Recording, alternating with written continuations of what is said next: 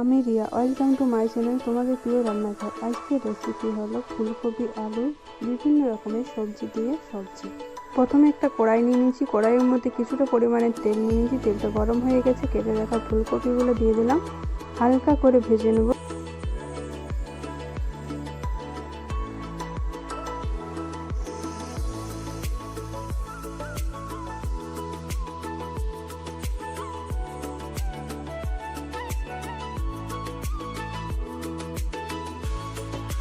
ফুলকপিগুলো আমাদের ভাজা হয়ে গেছে, সবগুলো এক এক করে তুলে নেব।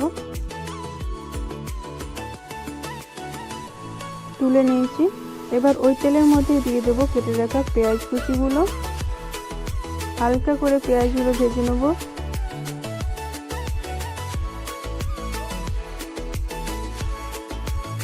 পেঁয়াজগুলো ভালোভাবে ভাজা হয়ে গেছে। এবার কেটে রাখা আলু আর কলাইগুলো দিয়ে দেবো, হালকা করে ভেজে নেব।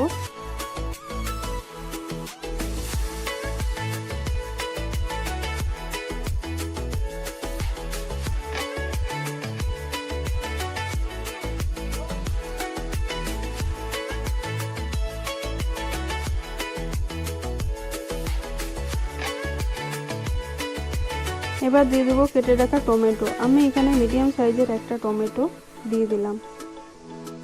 টমেটোটা ভালোভাবে মিক্স করে নেব আলু সবজির সাথে। 2 মিনিটের জন্য নাড়িয়ে ভেজে নেব।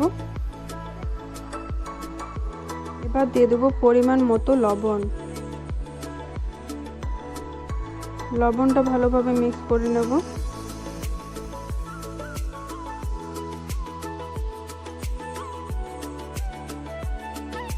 এবার দিয়ে দেব কেটে রাখা বেগুনগুলো।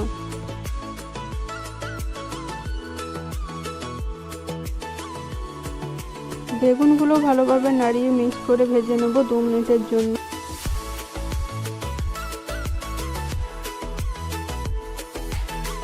এবার দিয়ে দেবো সামান্য কিছু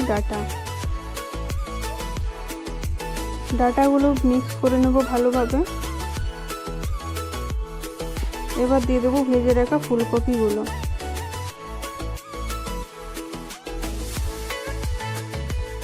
সবগুলো একসাথে ভালোভাবে কষিয়ে নেব।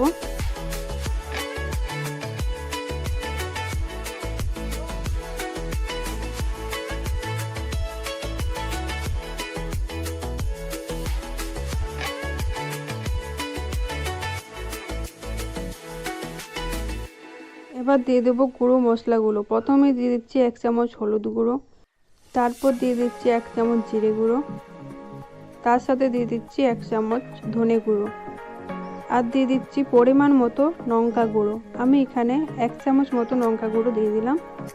এবার সবগুলো ভালোভাবে মিক্স করে নেব। মিক্স করে ভালোভাবে একটু ভেজে নিতে হবে মশলাটা। আর দিয়ে দিচ্ছি বেটে রাখা আদা রসুন ও কাঁচা লঙ্কা বাটা। এবার সব মশলাগুলো একসাথে মিক্স করে ভালোভাবে ভেজে নেব, যাতে লেগে না যায়, সেই জন্য সামান্য পরিমাণে জল দিয়ে ভেজে নেব।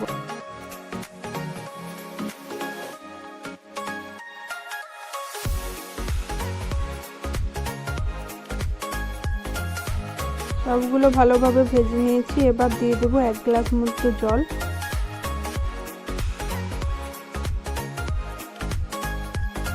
আবারও একবার নাড়িয়ে নেব।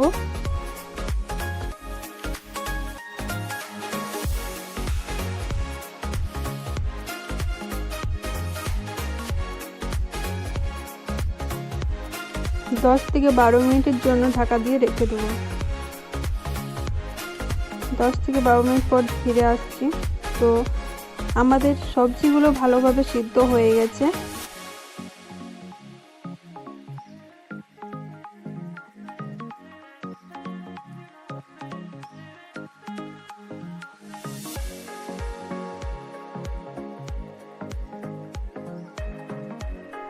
আমাদের ফুলকপির সবজি রেডি।